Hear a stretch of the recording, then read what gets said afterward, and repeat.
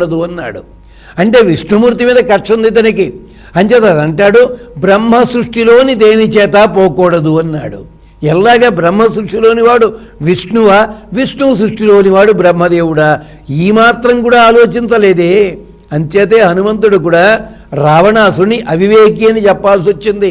ఎంచేతంటే గొప్ప వివేకం కలిగిన వాడిని అన్నావే, సీతాదేవిని ఎత్తుకు రావడం కోసం ఇంత అవస్థపడ్డావే, ఆ ఎత్తుకొచ్చిన సీతాదేవి నీ వశంలో ఉంటుందో కాదో నువ్వు ఆలోచించుకోవలసిన స్థితి కూడా నీకు లేదే. అదే కాకుండా పెద్ద వాస్తుశాస్త్ర మర్మజ్ఞుడన్నావే, సీతాదేవిని పట్టుకొచ్చి ఈశాన్య దిశలో ఎత్తైన ప్రదేశంలో కూర్చోబెట్టావే.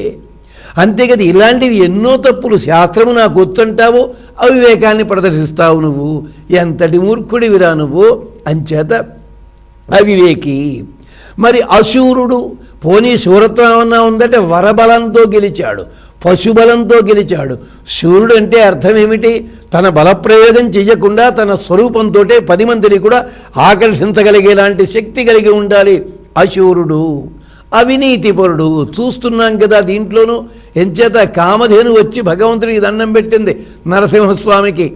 నా దూడలు, నా పశువులు, నా శిశువులందరూ కూడా గడ్డి మేస్తూనే ఉన్నారు ప్రభు, ఆకలి మాత్రం తీరడం లేదు. ఈ ఆకలంతా హిరణ్యకశిపుడు పట్టుకుపోతున్నాడు. అలాగే పితృదేవతలు ఉన్నారు. పితృదేవతలంతా అంటారు మాకిచ్చే పిండ ప్రదానము జలముల ఫలం అంతా కూడా హిరణ్యకశిపుడు తీసేసుకున్నాడయ్యా, మేము నగనగలాడిపోతున్నాము. బలిచక్రవర్తి చేశాడు రాజ్యాన్ని. ఇప్పుడు ఏం చేశాడు?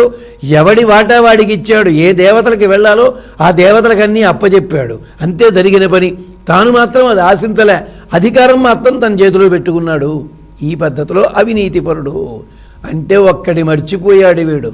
బంగారపు రాసులున్నా కానీ హిరణ్యకశిపుడు కదా, తిండి బంగారము, వస్త్రము బంగారము, శయనించే మంచము కూడా బంగారమే. కానీ ఇంత ఉన్నా, ఇన్ని లోకాలు పరిపాలించిన చివరికి మరణించిన తర్వాత ఎంత ప్రదేశం కావాల్సి వస్తుంది వీడికి? అది మరచిపోయాడు.